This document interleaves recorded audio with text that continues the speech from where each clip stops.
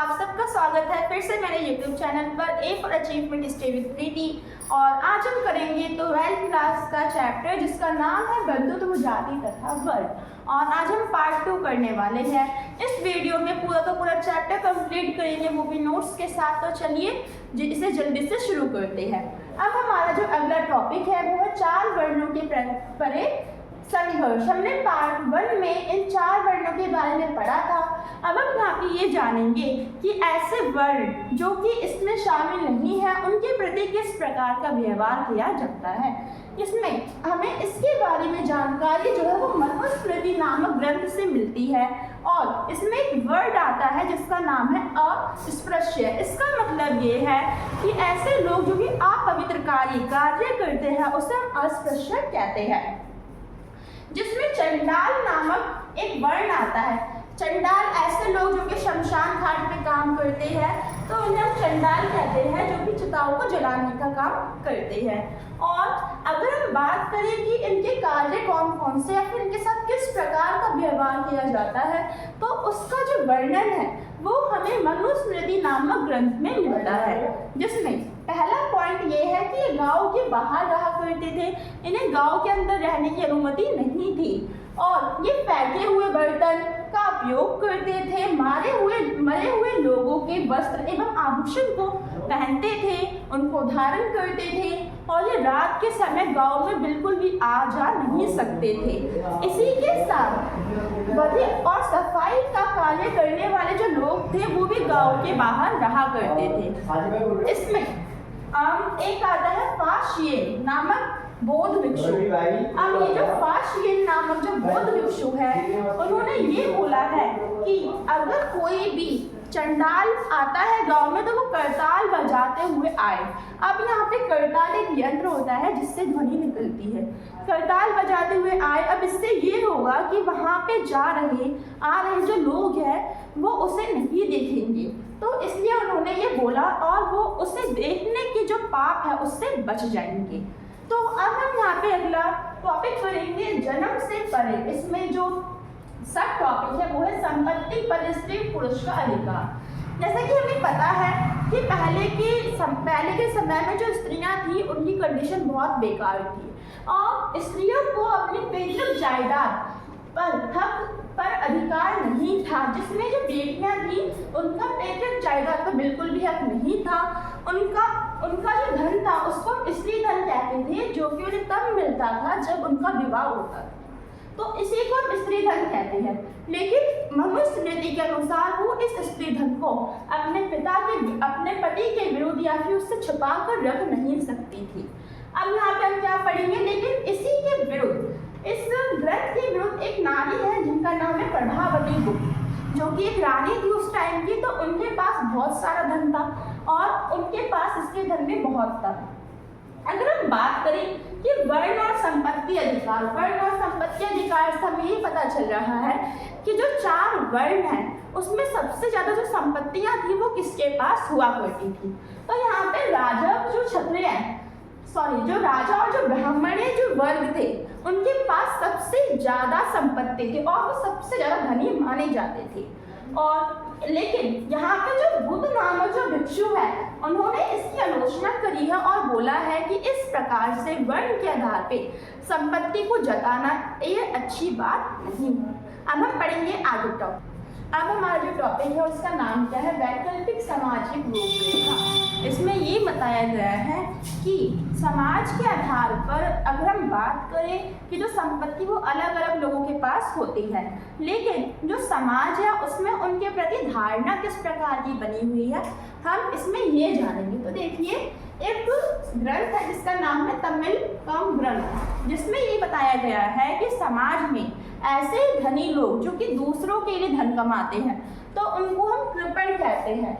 लेकिन ऐसे लोग जो केवल अपने लिए धन कमाते हैं तो वो घृणा का पात्र बन जाते हैं। तो इस वाले टॉपिक में बस इतना ही है। अब हम क्या देखेंगे कि अगर हम बात करें तो यहाँ पे जितना भी अभी तक हमने पढ़ा कि किस प्रकार से हमारी सामाजिक जो गतिशीलता बनी रही है तो उसके लिए हमने एक महाभारत नामक ग्रंथ का उपयोग करा। अब हम ये जानेंगे कि जो महाभारत जो ग्रंथ है इसका उपयोग हमने किस प्रकार से करा है। तो देखिए महाभारत जानने के लिए हमने कुछ विषय वस्तु या फिर कुछ चीज़ों पे बहुत फोकस करा है, जैसे कि कौन सी भाषा है, उसकी विषय वस्तु कौन सी है, उसके प्रकार कौन से हैं, लेखक कौन है, श्रोता कौन कौन है। तो महाभारत के लिए हमें इन सबका पता होना चाहिए। यदि हम बात करें कि महाभारत में कौन सी भाषा है और विषय वस्तु कौन सी है, तो महाभारत की जो प्रमुख जो भाषा है वो है संस्कृत, और इसकी जो विषय वस्तु है दो भागों में वर्गीकृत है, जिसमें पहला आता है उपदेशात्मक, दूसरा आता है आख्यान। अगर हम बात करें कि उपदेशात्मक में क्या होगा, तो कुछ उपदेश दिए जाते हैं जो कि सामाजिक आचार विचार या फिर हमारे कर्तव्य धर्म से जुड़े हुए होते हैं। तो इस प्रकार की विषय वस्तु को हम बोलते हैं उपदेशात्मक। अगर हम बात करें कि महाभारत में बहुत सारी कहानियां भी हैं, तो वो जो कहानियों का जो संग्रह पाया जाता है महाभारत में, वो हमारा होता है आख्यान विषय वस्तु। अब हम क्या देखेंगे कि जो महाभारत, इसके लेखक कौन है, मुख्य लेखक कौन है, और तिथियां, मतलब कि ये किस चरण के मध्य लिखा गया है। यदि हम बात करें तो इसकी जो रचयिता है वो भारत सारथी के नाम से जाने जाते हैं। और अगर हम बात करें कि इसको किस चरण के मध्य लिखा गया, तो इसको 200 ईपू से 200 ईस्वी के बीच के चरण के मध्य लिखा गया। और यहाँ पे ये भी बताया गया है कि जो विष्णु है, वहाँ उस टाइम पे जो विष्णु भगवान है उनकी अत्यधिक पूजा की जाती थी, और माना जाता था कि जो कृष्ण है वो विष्णु का ही एक रूप है। तो जिस कारण जो कृष्ण भगवान है वो भी एक प्रकार से आराधना का पात्र बन गए। महाभारत के जो मुख्य नायक है उन्हें भी कृष्ण ही माना जाता है। यदि हम बात करें मनुस्मृति के अनुसार महाभारत में कुल श्लोकों की जो संख्या है वो 1 लाख के लगभग बताई गई है। अब हम पढ़ेंगे और भी आगे नए टॉपिक को। अब हम यहाँ पे क्या जानेंगे कि सुदृष्टा की खोज, हमारा यहाँ पे अगला टॉपिक ये है, जिसमें ये जानेंगे कि महाभारत में जो भी साक्ष्य है या फिर जो भी चीज़ें लिखी हैं क्या वो रियल में हैं। तो इसके लिए एक नाम आता है जिसका नाम है बीबी लाल नायक। इन्होंने यहाँ पे अपना बहुत बड़ा योगदान दिया है।